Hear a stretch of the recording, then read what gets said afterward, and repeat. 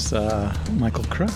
I'm a professor at Pepperdine. I teach strategy, which is the last class MBAs take before they graduate with an MBA. I grew up in Aloha, Oregon, which is a very small town outside of Beaverton, outside of Portland. I was really excited to join the Navy and, see the world, as I said back then. And I remember getting on the plane in Portland, Oregon, and taking off in the plane. I'd never been in a plane before. And I looked out the window and I said, I don't care what's going to happen in the next 4 years. It's already worth it. It was just like, it was like, yes, this is going to be a great adventure. Oh, I remember getting to boot camp and just crying my eyes out, just going, what did I do? Why did I do this? How could I even consider doing this? And I saw the movie for the SEAL teams and Bud's training. I said, yeah, I think that looks great. And I didn't have anything guaranteed, so I said, I'll take the test. And I took the physical test and passed it and got orders to Bud's.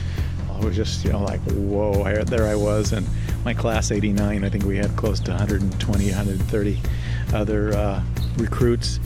And they were all bigger and stronger and smarter than me, and I didn't think I had really much of a chance to make it through. At the beginning of Hell Week, they told us to do a 4-mile timed run of it with as fast as you could go. And of course, we all had PRs, our best times. And then a few days into Hell Week, they say, okay, we're going to do a 4-mile time run again. And this time, if you don't beat your time from the start of Hell Week, you're out. We're going to drop you.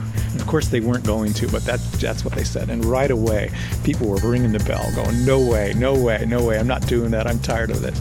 And I didn't beat my time, but I came close to it. And after reflecting on it, I just realized the power of the brain, just what we could do if we mentally told ourselves we could do it. I've always felt like I had a secret sauce above people that hadn't gone through it. Bud's training was really the turning point in my life. I had very little direction in my life up until that point. And I was also very much an individual.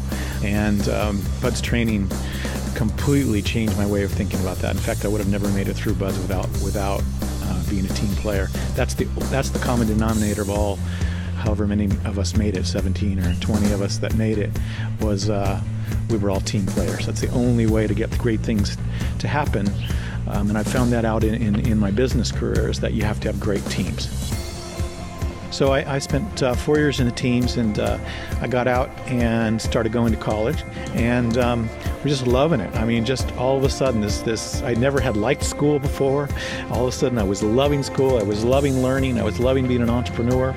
Got a degree in forestry, worked in the woods a few years, and then I got an MBA. And my first job out of being an MBA was, I was headed to NASA, and I got a call from one of my professors. He says, hey, would you like to do a weekend project at Yakima, which was a rack company for skis, snowboards, kayaks, bikes, and for your car. And I said, sure. And I went there on the weekend, and they're all there. The people there are hanging out there in shorts. They're like, it's my tribe. I find my tribe. All these snowboarders and kayakers, and they're hanging out, just loving what they're doing. And I just said, whoa, this is what I've got to do. And that's how I got into the outdoor industry. So I was in the outdoor industry, which is, I was a kayaker and a cyclist and a runner. I loved that stuff. So I found what I was really passionate about. And I kind of was looking around, and what was instilled to me in the teams is, okay, where do I want to be? What's my goal? What's my mission? Where am I going? And I thought, wow, outdoor industry, 2 best companies, REI and Patagonia.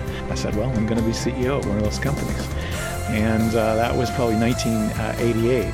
And I became CEO of Patagonia in 1999. You learn in the teams how to think about things, how to think strategically, and then down to the execution and how to get it done. When you come out of the teams, people want to be around you. They want to be around that positive energy, that can-do attitude. And being such a team player, people wanted to work with you because you were a team player. You weren't trying to be an individual. I think that so many of the lessons in the teams are so applicable to the business world. I went from Yakima to Moonstone, where I took over a much larger role, to my first kind of general manager, president role was at Kelty, the backpack company. And then Pearl Izumi, which is a great cycling performance company, and then Patagonia. And after that, I went to a venture capital firm and founded that with Steve Case. And after I finished with venture capital, I started teaching and consulting. So all of the lessons I learned in the team have helped me all along the way.